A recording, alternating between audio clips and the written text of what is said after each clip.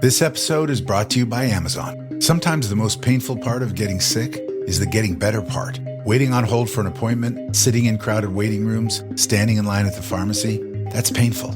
Amazon One Medical and Amazon Pharmacy remove those painful parts of getting better with things like 24/7 virtual visits and prescriptions delivered to your door. Thanks to Amazon Pharmacy and Amazon One Medical, healthcare just got less painful.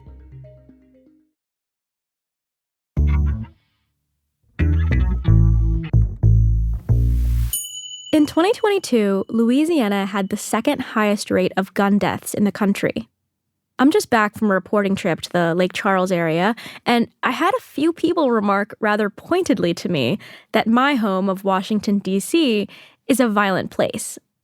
Seemingly unaware that D.C. has had a significantly lower rate of gun deaths than Louisiana for many years now. Why do some places see higher rates of gun violence than others? It's an incredibly important question to answer rigorously. Homicide is a leading cause of death for young adults, and the vast majority of those homicides happen with guns. But this is a topic where the politics rarely line up with actionable solutions. After the COVID-19 crime wave, politicians have scrambled as they place crime at the top of the agenda again and are searching for public policy tools to address violence in their communities. My name's Jerusalem Demsis. I'm a staff writer at The Atlantic, and this is Good on Paper, a policy show that questions what we really know about popular narratives. My guest today is economist Jens Ludwig from the University of Chicago, who has spent his career studying the economics of crime. He has a book coming out in a few months called Unforgiving Places: The Unexpected Origins of Gun Violence. Jens and I talk about the classic explanations for why gun violence happens in some places and not others. He pushes back against the classic right-wing explanation that the problem is bad people, and the classic left-wing argument that solving the problem of gun violence requires ending mass social inequalities first. One note about the show. We're going to begin adding the studies and articles and books we reference in the show notes, so you can easily access them for further reading. A link to Jens's book will be there too if you'd like to investigate his argument further. Okay, Jens, welcome to the show. Thanks so much for having me. It's such an honor to be here. So, Jens, you have a book coming out in April called Unforgiving Places. What's it about? What are you arguing? Yeah, the book basically makes two arguments. One argument is that we've despairing about the problem of gun violence because we've thought about it as just all being about gun control, and I think that's not true. I think the problem of gun violence in America is partly about guns and it's partly about violent behavior. And if we can't do anything about the guns, we can at least try and do something about the violent behavior. And the experience of LA and New York over the last 30 years, show us that there's real progress that you can make there. And then I think the other core argument of the book is that violent behavior is not what we've thought. I think most people have thought of violent behavior in America as being about sort of thoughtful, deliberate action that leads you to focus on incentives like bigger sticks or more enticing carrots. And in fact, I think most shootings in America are instead like fast-thinking, reactive. It stems from arguments, and that leads us away from relying exclusively on incentives and towards a very different type of policy that we just haven't been talking about or thinking about. Yeah, when I was reading your book, there was a stat that just has been rattling around in my brain since I read it. You write that shootings account for fewer than 1% of all crimes, but nearly 70% of the total social harm of crime. Yeah. What does that mean, and how is that even measured? Yeah, so the way that economists think about that sort of thing is very analogous to how environmental economists think about environmental harm. So, like if you go back to like the Exxon Valdez oil spill in Alaska a million years ago, there's like the tangible cost of cleaning up the bay or whatever it is, and then there's like the sort of social costs that don't show up on any sort of budget spreadsheet anywhere. That's just like the harm to this pristine place now being ruined forever kind of thing. And so environmental economists have come up with ways of quantifying those sorts of intangible costs. And we can use the same sort of approach to measure the harm for crime as well. And it basically comes down to what people are willing to pay to avoid exposure to different types of crime. And so what you can see is, people really don't like disorder. Mm-hmm. They really don't like having their bicycle stolen, their car stolen. I lived in cities for the last 30 years. I've had almost every sort of property crime that you can imagine happen to me. But the thing that people really, really are petrified about is staring down the barrel of a gun. And I can tell you that from firsthand experience. I was held up at gunpoint myself on the south side of Chicago going to pick up my older daughter from her piano lesson about 5 years ago. My University of Chicago colleague, Steve Levitt, did a study where he showed that every serious crime that happens in a city reduces the city's population on net by 1%. So fewer people moving in, more people moving out.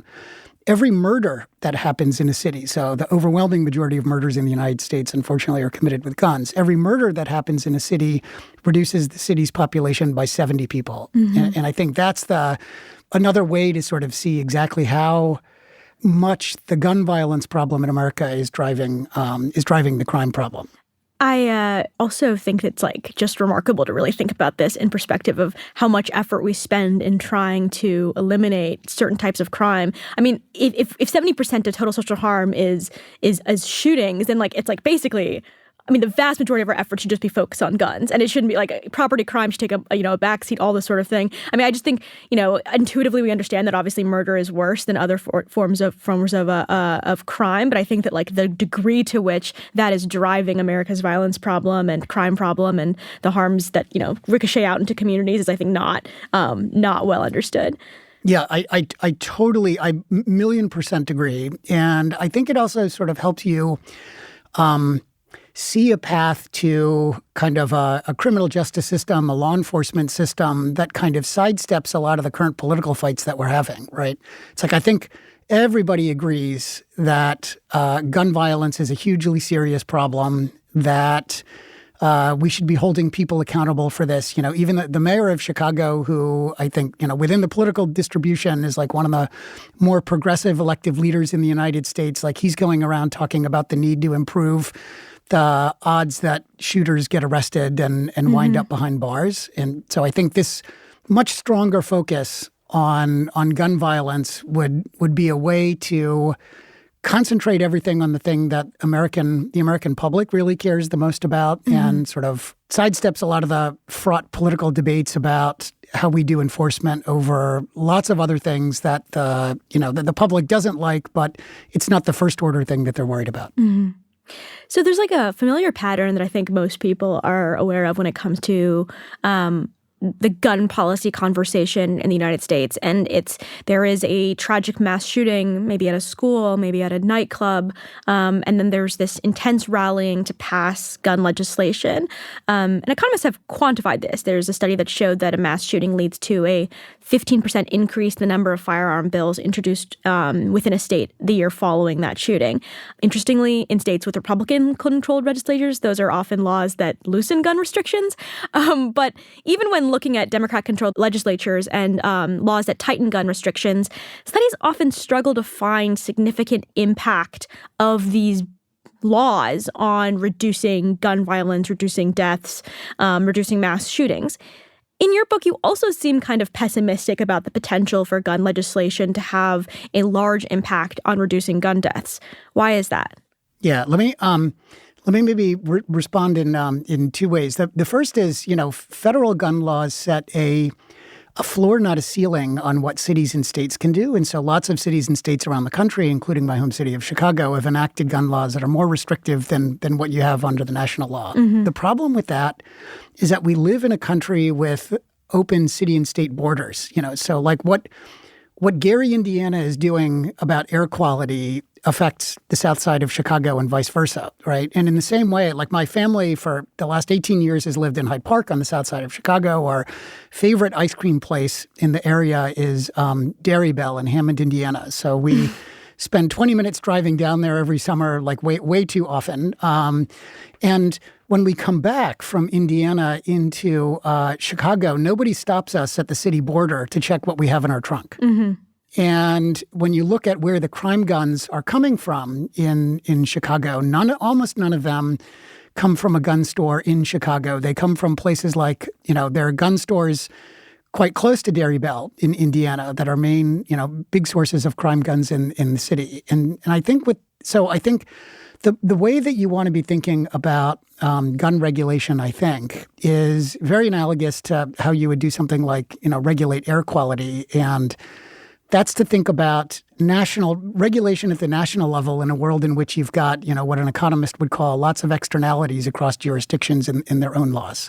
But I mean, even federal gun control legislation has often felt, at least from my overview of the economics literature, like it hasn't had a massive impact, whether it's assault weapons legislation or other forms of gun control legislation that's passed over the past few decades. I mean, is that just a reflection of the fact that these laws are pretty modest in what they're attempting to do? Or does that indicate that even legislation cannot really attack this problem? We can't really attack this problem legislatively. Yeah. So, what I would say is most of the national gun laws that we've enacted in the United States are very modest, as you said. And, I think the biggest problem with the gun laws that we have in the United States is like most of the laws regulating gun acquisition, gun sales, only apply to gun sales that are basically carried out by a licensed gun dealer.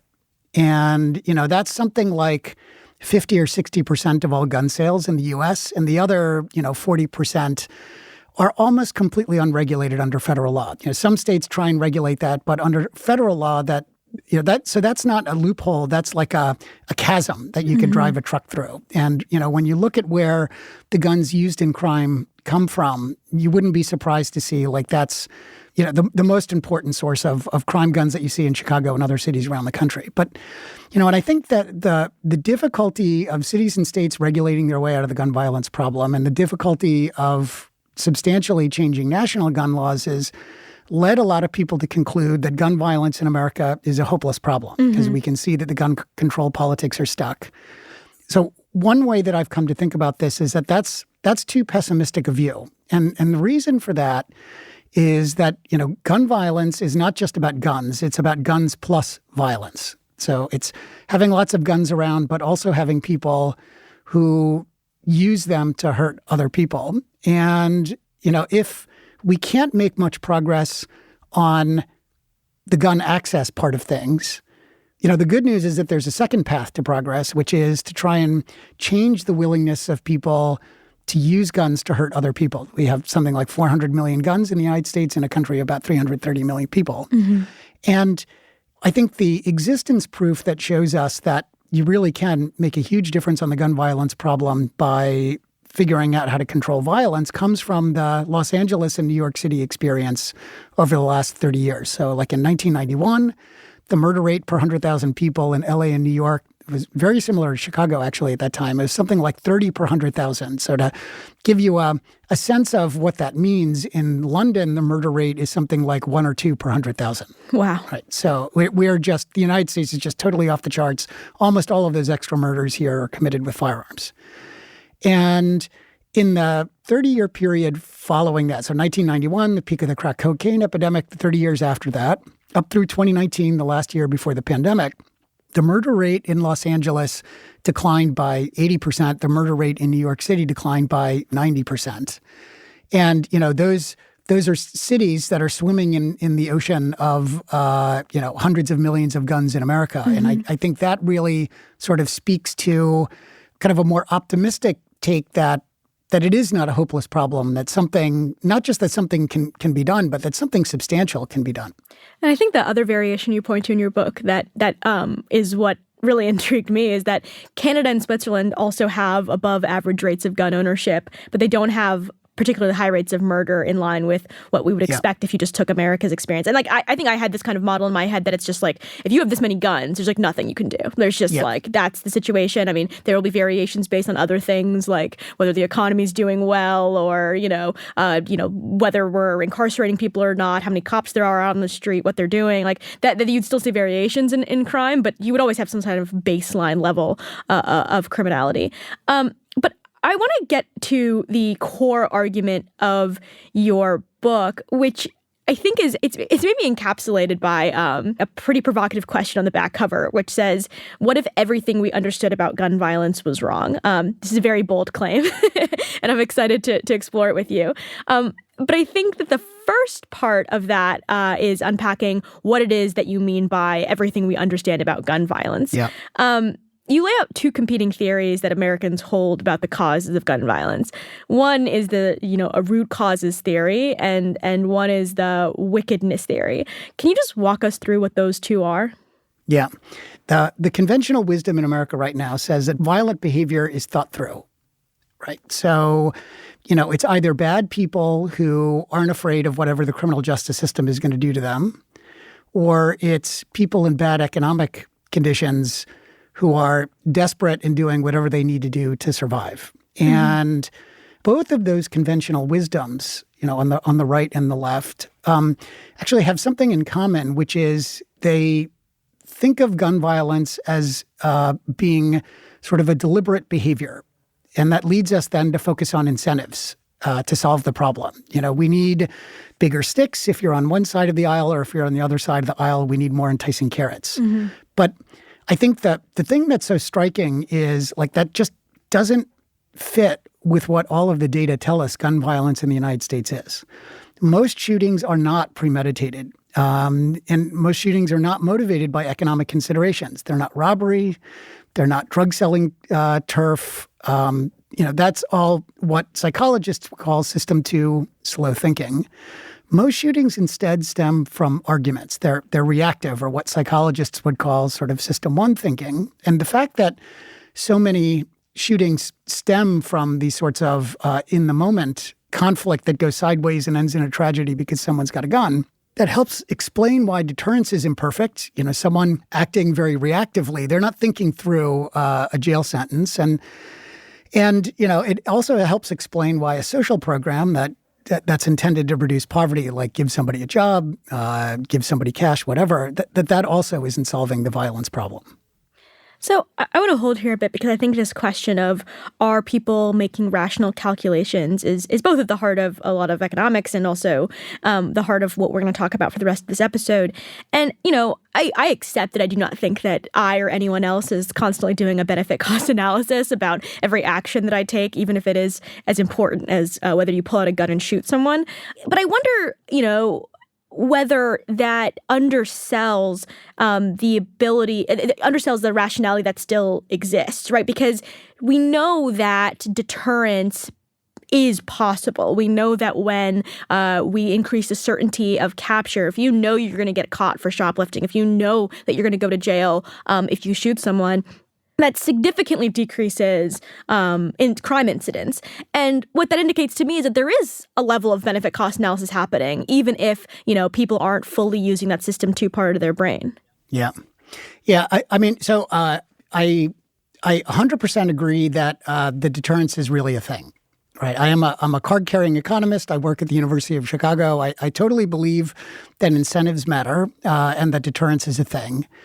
But I think that this really connects very importantly to where we started, that gun violence is the part of the crime problem that is the thing that drives the total social cost of crime. So in many ways, crime is like an unhelpfully broad term. It's almost like disease. What would you do about disease? I mean, I don't even know how to think about answering that question. Like, what are we talking about, right? Like pneumonia or cancer? Like what, And crime is a similarly unhelpful, like super broad umbrella. And there was a study, for instance, done in Sweden a few years ago where they looked at what happened when you put cameras up in the subway system. Mm-hmm.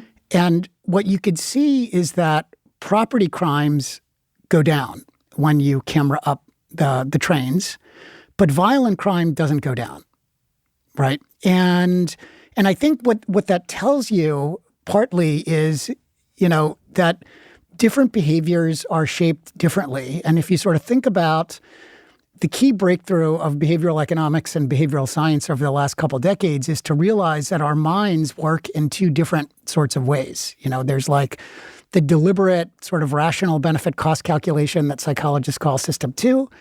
and the sort of very reactive, automatic, below the level of consciousness cognition that psychologists call system one, or fast thinking and slow thinking.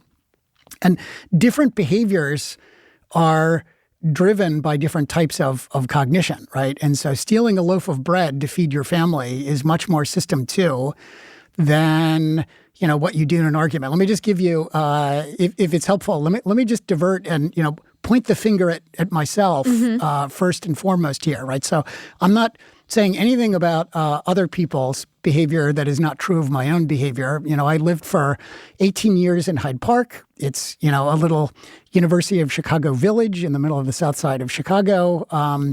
Every Wednesday morning, I take my dog Aiko out for a little walk. One day I'm walking down the street, and about 3 or 4 doors down from me, there's a neighbor whose dog is off leash, runs down the driveway and attacks my dog. That. Oh my God. Yeah. No, exactly. And so this guy, the neighbor, his kids are literally in the same classroom as mine at the lab school. He lives 4 doors down from me, right? I have every incentive in the world to handle that gracefully and constructively. And, that's exactly what system 2 rational thinking would have done. Mm-hmm. It turns out that is exactly not what I did in that case, right? I don't know if I assume this is a podcast where people don't curse, but you can only imagine the stream of 4-letter, 7-letter, and 12-letter words that came out of my mouth at this guy who I'm going to be seeing for years into the future, right? I'm going to be seeing at parent potluck at school, right? And so it really speaks to this idea of in these super high stakes moments where people just don't have very much bandwidth and they, are relying on sort of very fast thinking to navigate. We are not always our best selves. We are not thinking about sort of benefits and costs and things off into the future. We can make mistakes. All of us can make mistakes, And in that case, my case in Hyde Park, I was very lucky that neither one of us had a gun. Mm-hmm. But in a country with 400 million guns, lots of people are in situations like that and behave the way I did. And unfortunately, they or the other person's got a gun and it ends in tragedy. And those tragedies really, I would just point out, claim 2 lives, right? It's not just so somebody does something stupid in a moment and, you spend the rest of your life in prison and somebody else winds up dead. Mm-hmm. It's multiple tragedies stemming from that. First, is your dog okay? Was everything fine? Yeah, she's a big chicken. She's like a 70-pound shepherd hound dog mix who decided, rather than to try and defend herself or whatever she would. So I don't want to throw my dog under the bus here. Everything turned out fine. She's a lover, not a fighter. Your dog also is in system 1 thinking. Yeah, exactly. Well, I guess first, I guess we'll shout out the late Danny Kahneman here and his Thinking Fast and Slow book, which provides much of the foundation of the system 1, system 2 model that you're talking about here. But I guess I want to push here a bit because I think one of the common objections people have to this line of argument is that yes, it is the case that someone whether it's someone's coming at you're worried about your dog and you don't react in the way that you might use your logical brain to react if you'd had time to think. But given that if you place every single American in the exact same conditions, you still see large variations in how people choose to respond, right? All the people who are in conflicts in the south side of Chicago do not shoot each other. A very small minority of people are choosing to shoot each other, even if they have access to a gun. And so, I guess doesn't that push against this idea that the problem is this system 1 thinking? There is something particular about the choice to pull out a gun and kill someone in that moment. And it's not just, anyone can make that mistake, because even if you think about demographically, right, we're seeing mostly young men make this mistake and make this choice. There's something going on here that is not just you're not able to think under stress. Yeah, let me take your question and sort of turn it on its head for a second. Mm-hmm. All right. So one of the things that I point out in the book is a version of an observation that Jane Jacobs made 60 years ago in her book, The Death and Life of Great American Cities, which is when you look at similarly poor neighborhoods in American cities, you see huge variation in crime rates, especially violent crime, right? And, I as I mentioned, I lived for a long time in Hyde Park on the south side of Chicago. There are two neighborhoods just south of Hyde Park. There's Greater Grand Crossing and South Shore that are socio-demographically, historically, like almost identical in terms of their racial and ethnic composition, their socioeconomic composition. They're like adjacent neighborhoods, so they've got exactly the same gun laws. They've got exactly the same social policies.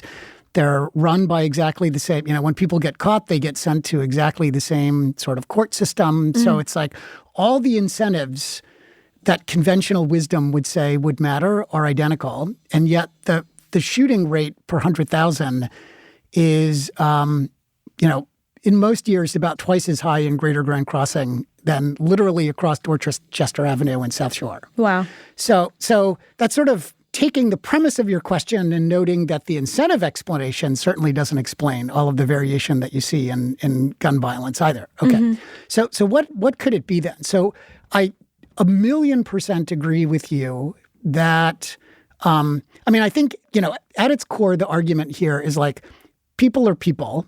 And, a lot of what determines the outcome of this interpersonal conflict is, the situation that someone finds themselves in. But, if it's not socioeconomics and, it's not the characteristics of the criminal justice system, what else would it be? And I think in many ways, like Jane Jacobs was really onto something 60 years ago in thinking about what that thing would be. I was in the to sort of connect an experience that I had in Chicago a couple of years ago to Jane Jacobs' insight. Like I was in the juvenile detention center on the west side of Chicago. I'm talking to a staff leader in there, and he says, I tell all the kids in here, if I could give you back just 10 minutes of your lives, none of you would be here. And, one of the ways, like one of the insights that Jane Jacobs had 60 years ago is, okay, if the problem here is people do things in these 10-minute windows that they later regret, you could almost sort of think of, fraught social interactions as like a high wire act.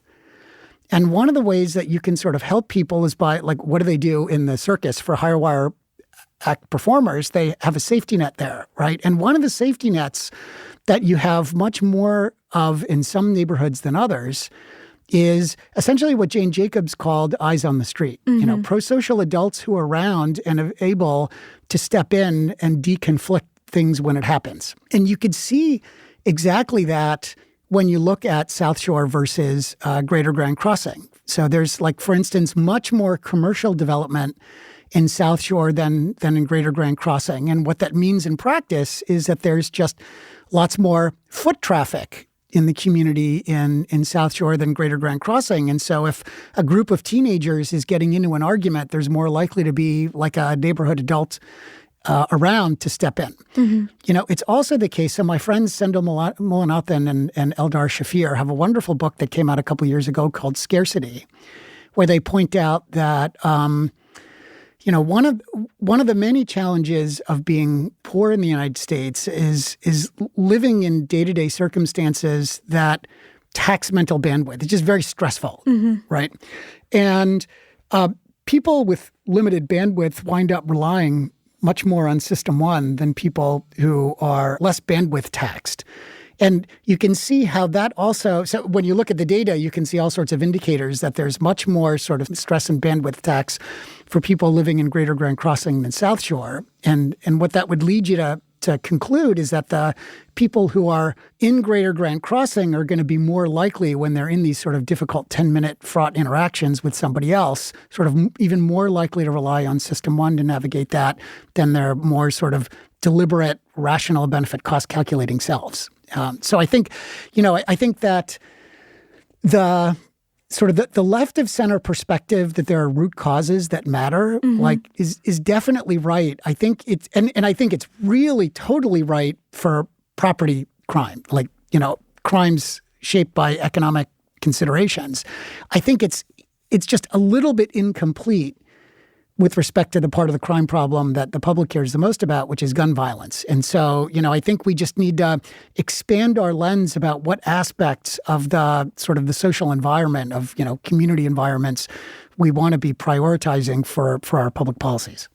So I'm a housing person, so I'm a big fan of the Jane Jacobs book, and the argument that she kind of draws out, and I think people can imagine this. They've been in streets and communities like this before. Is when you have kind of mixed use development. You have a coffee shop, and above that coffee shop, you have a apartments, and across the street there's also a park, and there's also a school nearby. Is that means that throughout the day there are many different kinds of people watching the street versus if you had just a fully residential area and then during the day everyone's basically gone because they're either at school or work, so it's really empties out of people to watch things, or if you have a fully industrial area where when people go home for the day there's like nobody there, or commercial area, the same thing, and so when you have these kind of mixed use development areas, it feels a lot safer because you can just always feel like there's someone around doing normal business or taking their kids to school or whatever. So I would love for housing policy to be the key. But can you, I guess, is your argument then that the differences between neighborhoods that have similar socioeconomic problems, similar legal environments, et cetera, but a large variation in gun violence is largely a function of their urban form? Yeah.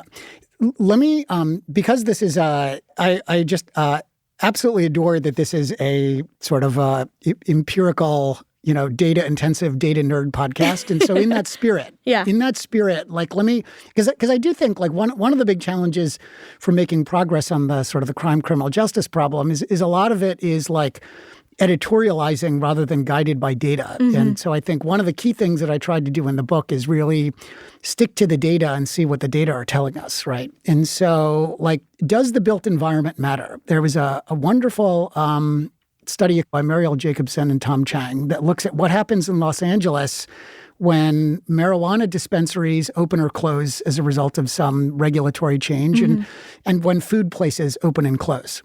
Right. And so that, that's the natural experiment of Jane Jacobs is let's put more mixed use. And what you can see is that when a retail establishment closes and foot traffic goes down, crime goes up. You can see there's a wonderful study by a great team at the University of Pennsylvania that worked with the city of Philadelphia to do a randomized experiment where they picked a bunch of rundown vacant lots all over the city and picked half of them to redevelop and turn into little pocket parks.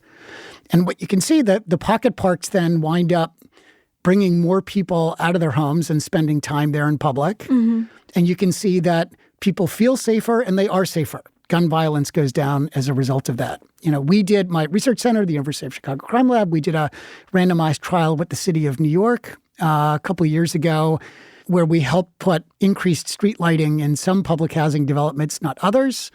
One of the things that would do is also potentially get more people out in public. We see violence decline there as well. And so I think, and then one other thing that I would just, actually two other quick things that I would add to this is I think it gives you another way to understand all of the research in economics that suggests that more police reduce crime. I know you had Jen Doliak on recently. You guys were talking about this, right? I think most people would say, oh, that's deterrence or incapacitation. But mm-hmm. when I look at the Chicago Police Department, for instance, the average Chicago cop makes about 3 arrests, not per week, not per month, per year. 3 arrests per year. Wow. Right. So it's not a gigantic arrest machine that is generating all of this massive deterrence. What are police doing? Well, mm-hmm. one of the things that they might be doing is helping interrupt these 10-minute windows. It's something preventive, right? And I think that is a potentially important part of it. And I think the thing that I would add to this as well is sociologists believe that one of the most important determinants of a neighborhood's violent crime rate is what they call collective efficacy. This is research from the 1990s. The willingness of neighborhood residents to sort of step in and do something when there's some sort of problem in the neighborhood. And I think that also is very sort of consistent with this kind of behavioral economics view of the gun violence problem and what to do about it. After the break, the problem with focusing on the root causes of gun violence.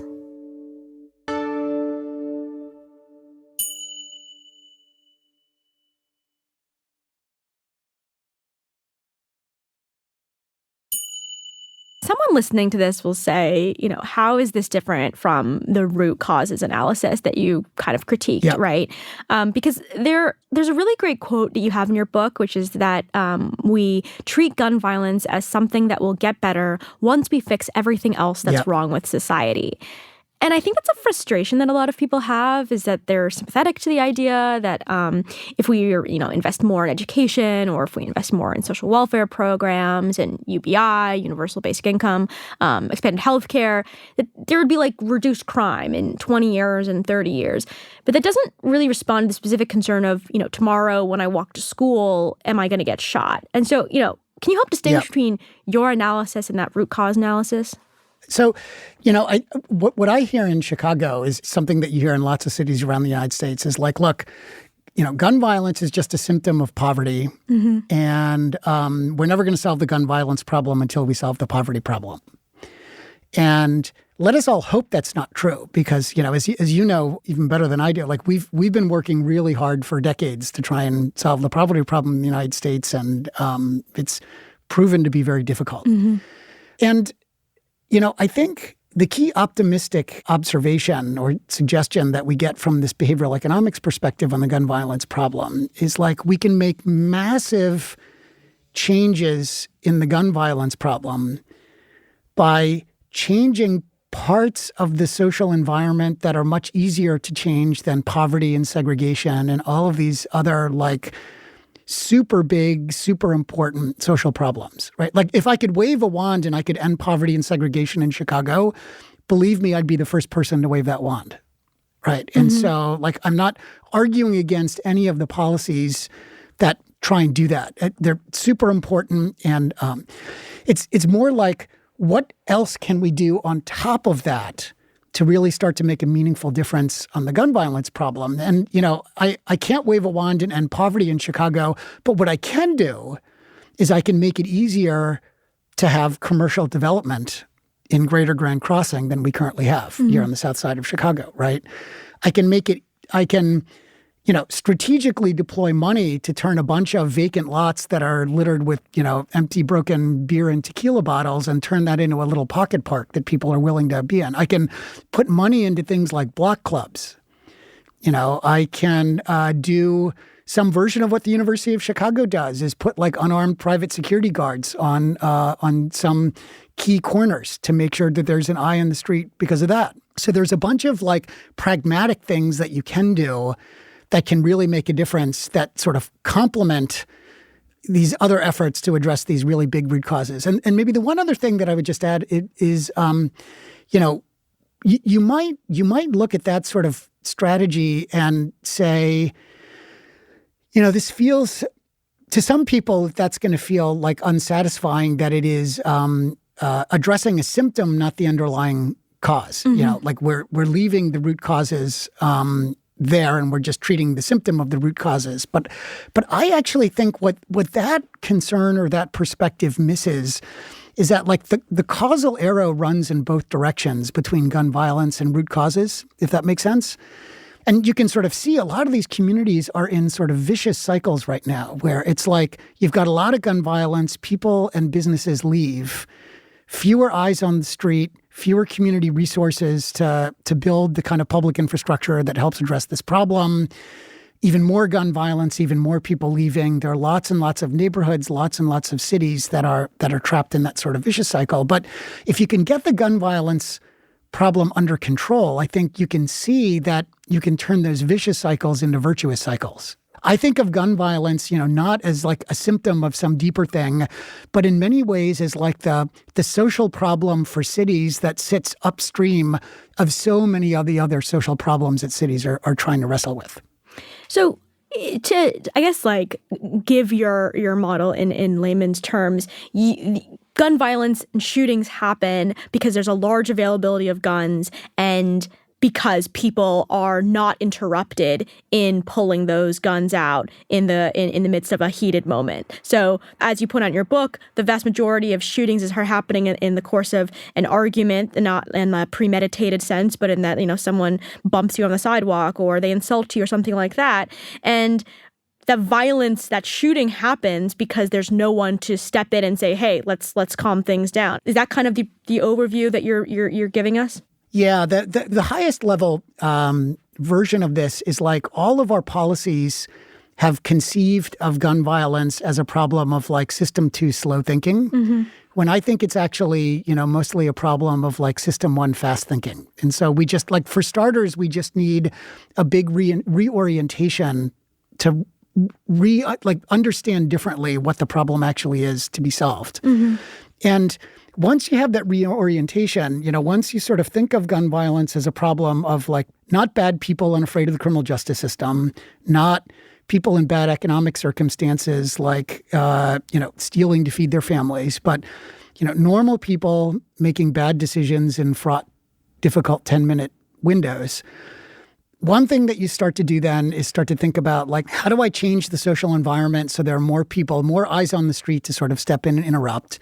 And the other thing that you start to think more seriously about is how do I focus my social policies more on helping people understand their own minds better and anticipate what they're going to do in these difficult 10-minute windows, right? And one of the ways that we can do that is through a very different type of social program than we've typically thought of in the U.S. These behavioral economics informed programs like Youth Guidance's Becoming a Man or Heartland Alliance's Ready program or YAP and Brightpoint's Choose to Change program. These are all things that we've subject to randomized controlled trials in Chicago. And what they basically are doing is they're helping people understand that they've got fast thinking as well as slow thinking and recognize that their fast thinking can get themselves into trouble in these fraught moments, and helping them anticipate that and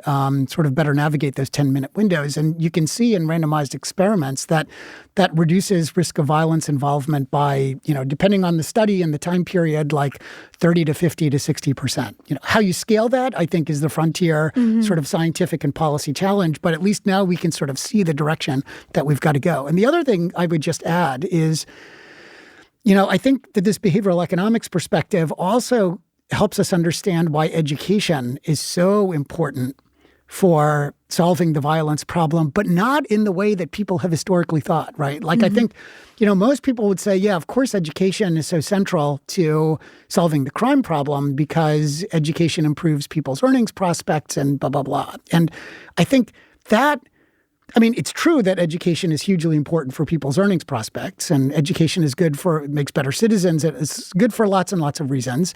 But the other thing that the data tell us education does is it helps people learn to be more slow thinking and skeptical of their own sort of minds in high stakes moments, right? That turns out to be sort of a key byproduct of everything that schools ask people to do. And I think that, I think of education as in many ways, the most important sort of crime prevention, gun violence prevention tool that we have. I think things like rote learning are not what we want either for educational purposes or from the perspective of making schooling as sort of crime preventive as possible. And so I think there are other ways of reimagining what school does, which would be good for making schools sort of more helpful for a world in which things like problem solving are increasingly important for economic outcomes, but also super valuable for making education more helpful in addressing the gun violence problem. You alluded to this a couple of times now, but it's interesting that there's one way to interpret your results, which is just we need to put a bunch more cops on the street, and those can be the eyes on the street, and that is kind of consistent with the literature we explored in the Jen Doliak episode around why increasing numbers of police officers can reduce crime and violent crime in particular. And the other avenue, these are complementary, is is that there needs to be more attention on how to improve people's system one thinking. And, the Becoming a Man program, which I think is now really, really popular, is a great example of that. But scaling these sorts of things is really, really difficult, as you, I think, mentioned. How do you actually, are you indifferent between these two policy avenues, like increasing number of police officers versus investing in programs that improve people's, ability to understand their own system one, system two thinking? Or is it that you really want people to do one of those over the other? And in which case, it does seem very difficult to scale Becoming a Man and other programs. We have not been able to do that despite, years and years of positive coverage of that program.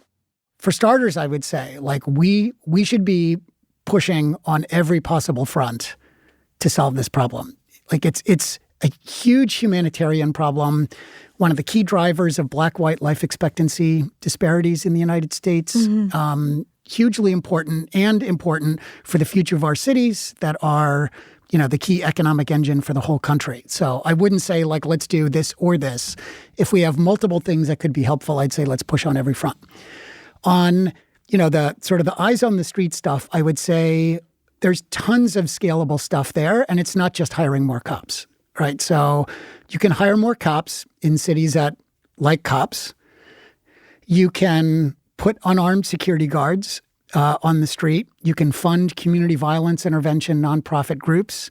You can clean up vacant lots and turn them into parks. You can improve street lighting. You can change zoning laws and permitting rules and whatever to make it easier to have stores interspersed with residential in a neighborhood. Tons of different sort of things there that you could do depending on the local political environment in your city, all of which are super scalable, all of which would be super helpful, all of which would increase the chances that there's some sort of pro-social adult around who can sort of step in and de-escalate something. On top of that, I think then there'd be huge value in trying to figure out how to scale these social programs that also help people better understand their own sort of thinking. And I think one of the most exciting visions for the future here comes from artificial intelligence, weirdly. My University of Chicago colleague, Andrilla Dubé, did a fascinating study with Sandy Jo MacArthur, who used to be at LAPD for many years, and my friend Anuj Shah at Princeton, where, they basically did Becoming a Man for cops. Mm-hmm. And what was so interesting about it is Becoming a Man works with, teenagers in middle school and high school. And it's an adult working with these kids. And that's super hard to scale because the program counselor is expensive and they vary in skill. And how do you hire enough people and everything that makes sort of a social program hard to scale. But the Becoming a Man for cops, what they did is they had this artificial intelligence sort of driven force simulator thing where they give cops feedback to see when their system ones, their fast thinking is leading them to an unhelpful response through a bunch of simulation exercises that the AI can do. And then you look at the randomized controlled data and it seems to have remarkably helpful impacts. And I think the thing that's so exciting about that is thinking about AI as a human capital development tool lets you see I see, this is, once you've got the software, the marginal cost for rerunning software is super low. And the great thing about software is that it basically runs the same way over and over again, right? So we might be looking at a future where AI can be a super valuable way to enhance human capacity in ways that includes addressing one of the most important social problems facing cities, which is gun violence. We've gotten a little bit into this, but trying to compare all three theories that are kind of existing out there. When we're thinking about the root causes theory, right? That leads us to believe that we should invest a ton in anti-poverty measures and expand healthcare, job training opportunities, UBI, whatever. And then the wickedness theory kind of indicates that we should just try to root out and incarcerate bad people for as long as possible to prevent them from doing crime.